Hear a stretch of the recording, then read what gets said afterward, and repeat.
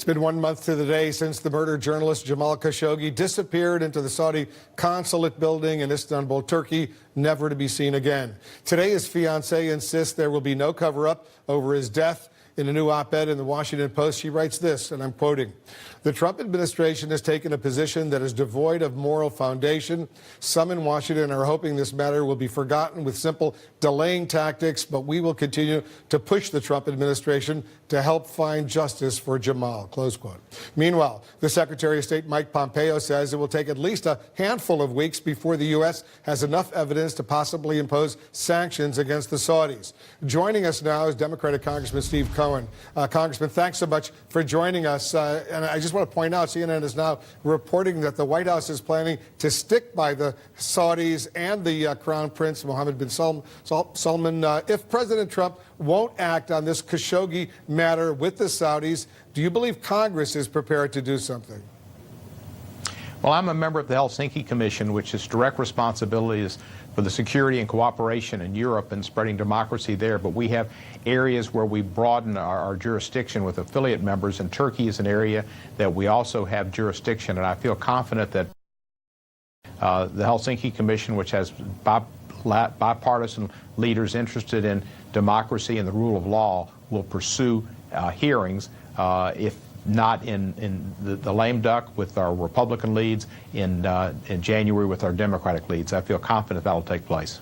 No, let's see if the Democrats are the majority in the House of Representatives. We'll find out on Tuesday or Wednesday with some late voting. Let's get to some other issues while I have you, Congressman. The president has been ginning up fear over immigration, sending thousands of troops to the border with Mexico, threatening to eliminate birthright citizenship, to restrict asylum claims. Will fear-mongering have an impact when people head to the vote in key battleground states next week?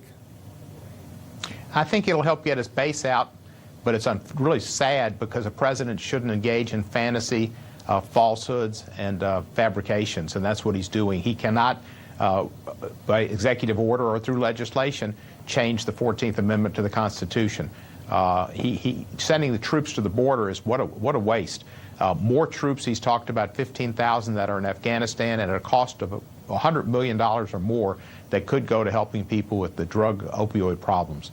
Just irresponsible use of the government as a vehicle to engage in politics, which in a large way is just to protect the president from the revelations of his indiscretions that I think we're going to see through hearings and the Mueller investigation if it's made public, which it needs to be. And I think it's interesting, there's a Watergate special on the History Channel, rival station, I guess, but it shows how this is so equal to what's going on now.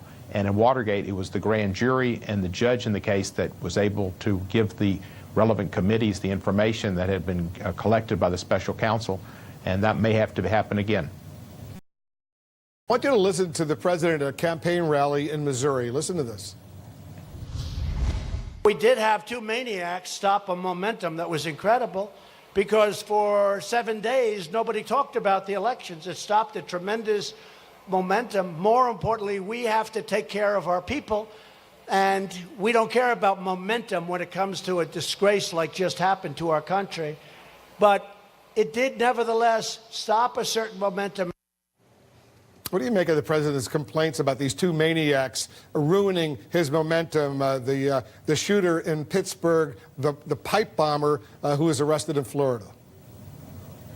Well, both of those are irresponsible positions and immoral, unfortunate positions and statements to be taken by the president. Everything with him is political.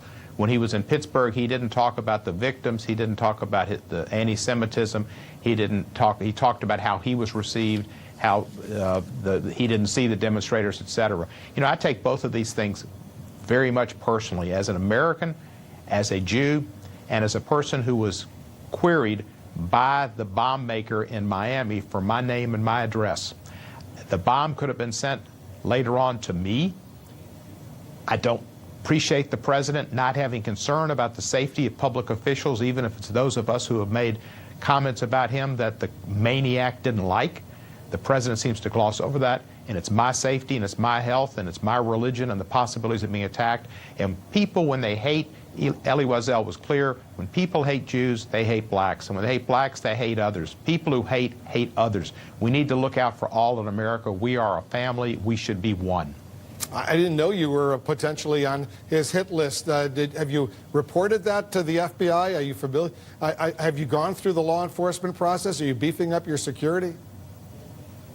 Well, they informed me, the Capitol Police, my staff last week, and the FBI in Memphis notified me yesterday.